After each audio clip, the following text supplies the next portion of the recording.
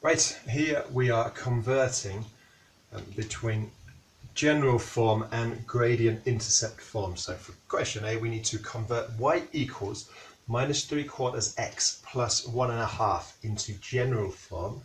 And for B, we need to do the opposite. So 3x minus 5y equals 8 is in general form, and we need to put that in gradient intercept form. So just in case you don't know what I mean by these, the general form is ax plus by equals d. Now these, firstly, they don't use a c because of the y equals mx plus c, the c in there. These a, b and d, they should all be integers, and a should be positive, so you should rearrange it in such a way that the x term is positive, and you should write it like this in this order. So have the x's and y's on the same side, the x written first, and make sure the x is positive, and that when I say the same side, they should be the left hand side. That's general form. The other form, gradient intercept, is your y equals mx plus c. So that's make y the subject, and then you can see the gradient, you can see the y-intercept. So this is general form, and this is called, you might call it slope intercept, but I'm going to call it just gradient intercept. Okay, so all we've really got to do is a little bit of algebra. So part A, we have y equals minus 3/4 of x plus 1.5. Okay, there's two problems with this. The first problem is that you've got fractions, and the second problem is this is a mixed number.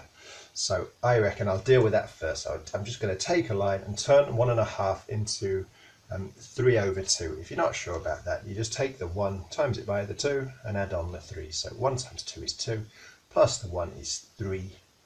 Which, well, the reason why that works, there's 2 halves in 1, and then there's 1 half left over. So that's 3/2. So y equals minus 3/4x plus 3/2. So now, remember, we're aiming at this general form. We want whole numbers. Now the way we get whole numbers, well, we need to multiply through by things. So if you think about it, well, if we multiply through by 2, we would turn this one into a whole number, but this one would not be turned into a whole number. But if we multiply it through by 4, because 2 goes into 4 anyway, then that's going to make it into a whole number. So we're going to, if we multiply through by 4, that will work. Say these two didn't have a common, well, say what 2 didn't go into 4, you might have to multiply through by both, or by the lowest common multiple of both.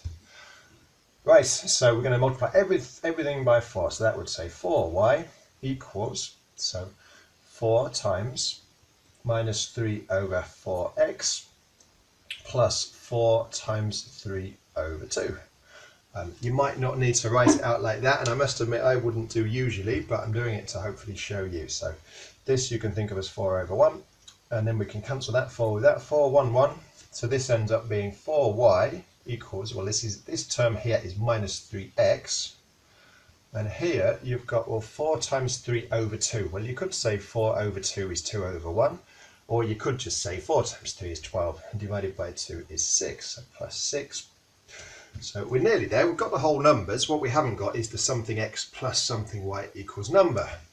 Remember, I want the ax term, I want that to be positive. So what I'm going to do, I'm going to take this minus 3x, I'm going to move it over here, I'm going to add 3x to both sides. So that would say 3x plus 4y, just leave the 4y, it's still positive, equals 6. So that is the final answer, general form. Okay. Part B, we need to go from general form to y equals mx plus c. And it is 3x minus 5y equals 8. So basically, this question could just as easily say, make y the subject of the formula. It's literally exactly the same thing, although potentially you do need to make sure the y is on the left-hand side at the end, but certainly not in the beginning. So what I'm going to do, I'm going to take this minus 5y, I'm going to get it over there, I'm going to add 5y to both sides, so 3x equals 8 plus 5y, or 5y plus 8. I'm going to write that. Now remember, trying to get the y on its own, so I want to get rid of this plus 8, so I'm going to subtract 8 from both sides, so that would say 3x minus 8 equals 5y plus 8 minus 8, which is just 5y. Right, so now I want to get rid of the 5, so I need to divide by 5.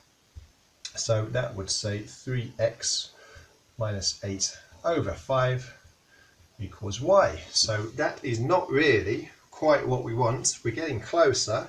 I might now just swap them around. So if 3x minus 8 over 5 equals y, then y must equal 3x minus 8 over 5. Y equals 3x minus 8 over 5. And now hopefully you know that when you have something plus something and they're over the same thing, I can do, well, 3x over 5 minus 8 over 5. So y equals 3x over 5, which I could also write as 3 over 5x minus 8 over 5.